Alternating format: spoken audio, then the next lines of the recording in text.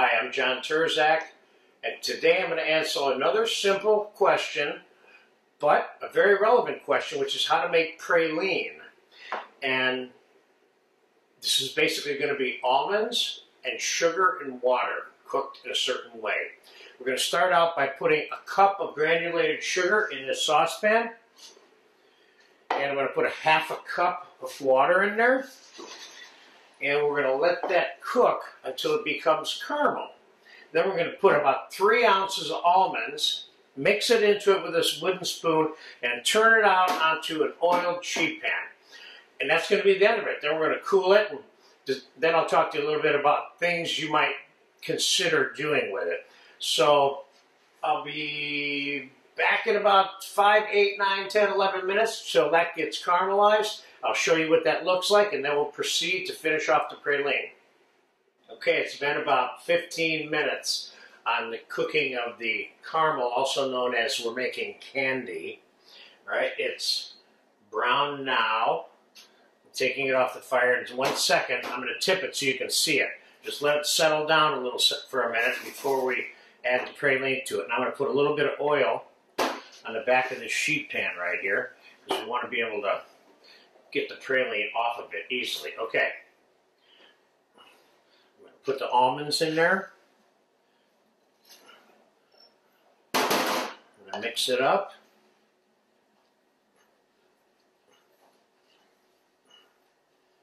I can put the rest of these. So we have about 4 ounces of sliced almonds. You can use whole almonds. You can use raw almonds, or you can toast them. Either way.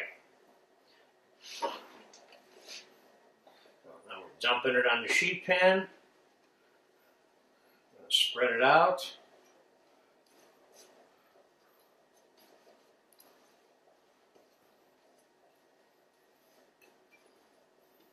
This is another way to make peanut brittle, of course, with a little bit of cream of tartar, or pecan brittle, as they make in Georgia, which is good.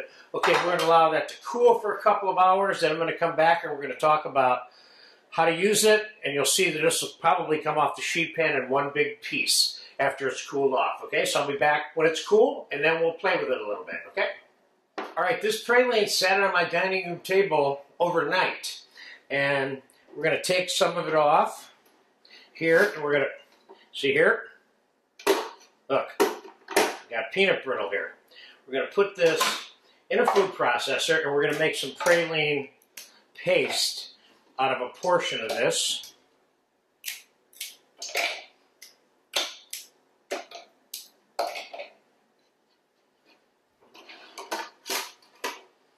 And I'm going to save a portion of this intact, which I'm going to store to use as a little bit of like a garnish, okay? So let's give this thing a zap. It's going to get noisy.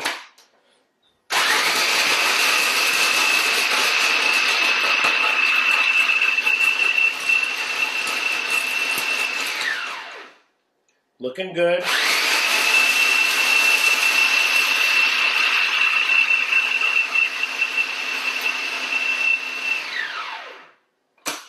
Looking really good. Okay, let me show you what that looks like real quick.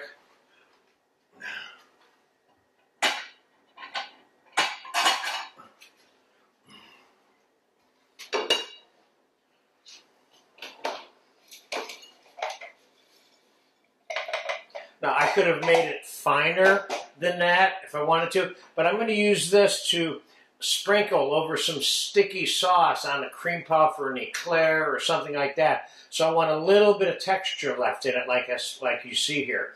Now, if I kept running this machine, eventually this would be, the moisture would take hold, and this would become a little bit of a pasty thing, you know. That's partly due to the fact that my almonds, I didn't toast, which means I didn't dehydrate them, which means there's a little bit of moisture in this praline if I want to make a paste. So, pretty much there you have it. This makes great food just like it is too, but typically I don't use it for that. This you can mix into custard sauce. You can make praline ice cream by using this with creme anglaise. It's got a multiple amount of uses, nothing that you can't research yourself. So there you have it, good basic almond praline. Enjoy it if you can.